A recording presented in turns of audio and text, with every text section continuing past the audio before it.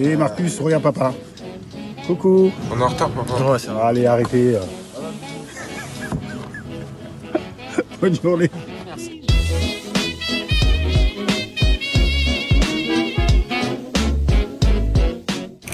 Retrouvez votre magazine avec Winamax. Winamax, le plus important, c'est de gagner. Hello à tous, ravi de vous retrouver dans la quotidienne. Et oui, Lilian Thuram, le papa fier d'accompagner ses fistons à Clairefontaine pour leur premier ensemble au château. Alors si Kefren, le petit nouveau, s'en frotte les mains, Marcus, lui, il agit comme les ados à l'entrée de l'école. Petit peu honte du papa poule. Et Marcus, regarde papa. Coucou. On est en retard, papa. Ouais, ça va. Allez, arrêtez.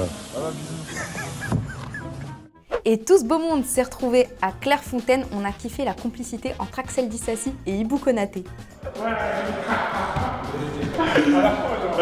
c'est mon frère. C'est mon frère. Ah, il va provoquer. C'est comment tranquille? Oui, t'as poussé on dirait encore là, non? Arrêtez là. Et ouais, le mondial, ça crée des liens. Chez les petits nouveaux, Jean-Claire Todibo a sorti son arme fatale, la taquinerie, face à Kefren Thuram. Il a des grands pieds. Ouais. C'est KO les tennes pour lui. Mais regarde les tennes comment elle... C'est vraiment... Laisse-moi tranquille, Mais il y en a un qui a fait sensation avec sa teinture rose, c'est Antoine Griezmann. La réaction de Didier Deschamps, priceless. Ouais, ça c'est... Ça va pas bien.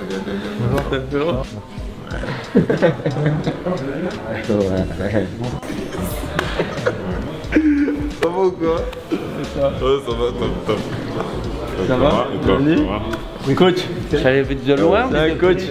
Et Grisy qui malheureusement ne sera pas capitaine de l'équipe de France. Didier Deschamps a reçu Saber Defarge pour lui annoncer en exclusivité qui sera notre nouveau capitaine. Ce sera Kylian Mbappé et vice-capitaine Antoine Griezmann.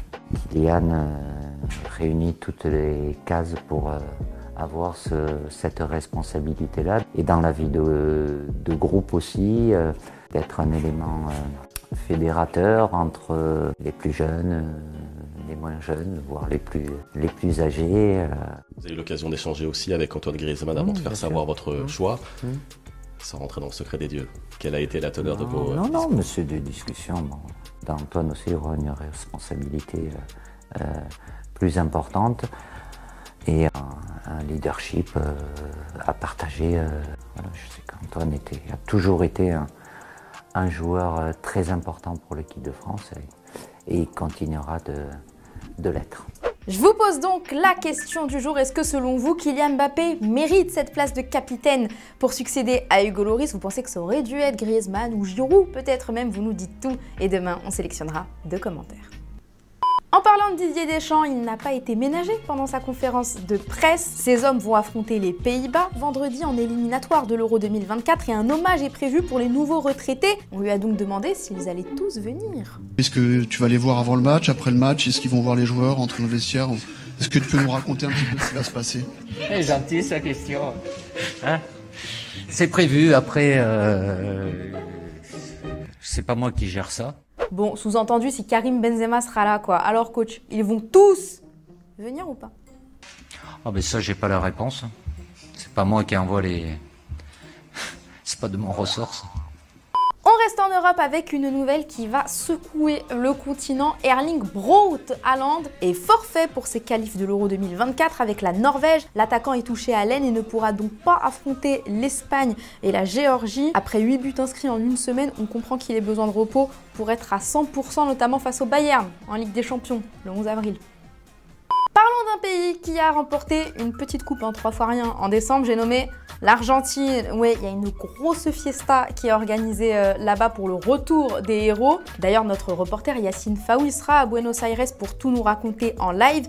Léo Messi est arrivé sur ces terres, c'était l'événement du pays quoi. Tellement une rockstar qu'il a provoqué une émeute à la sortie d'un restaurant. Une vie paisible quoi.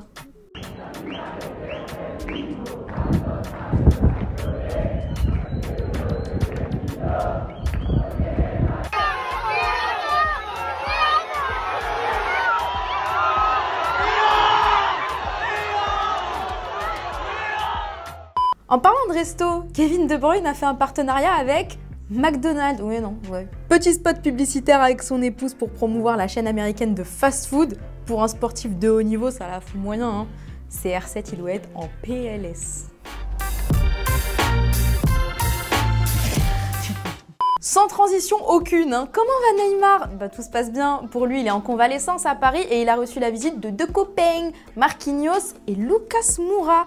De passage dans la capitale, l'ancien parisien, ça suit son cours, c'est la Brasil Connexion ou quoi.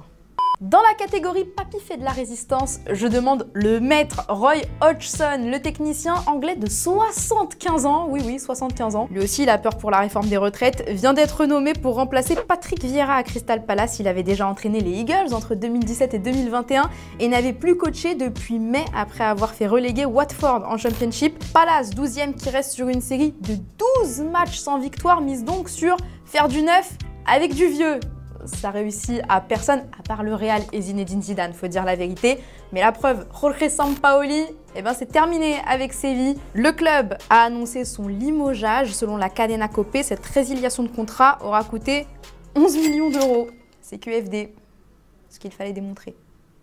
Hier, je vous demandais si le Stade de Reims pouvait, selon vous, terminer la saison en première partie de tableau en Ligue 1. C'est le match, tu nous dis que si le groupe reste soudé, avec le coach qu'ils ont, ils peuvent évidemment rester dans le top 10 jusqu'à la fin de la saison. Adrien, pour toi aussi, et tu vois même les Rémois terminer 6e à ça des places européennes. Ambitieux. Et voilà, c'est déjà la fin de la quotidienne. On va continuer à se retrouver autour des Bleus toute la semaine. Et d'ici là, on se quitte en images et en musique. Ciao. Struggle made magic.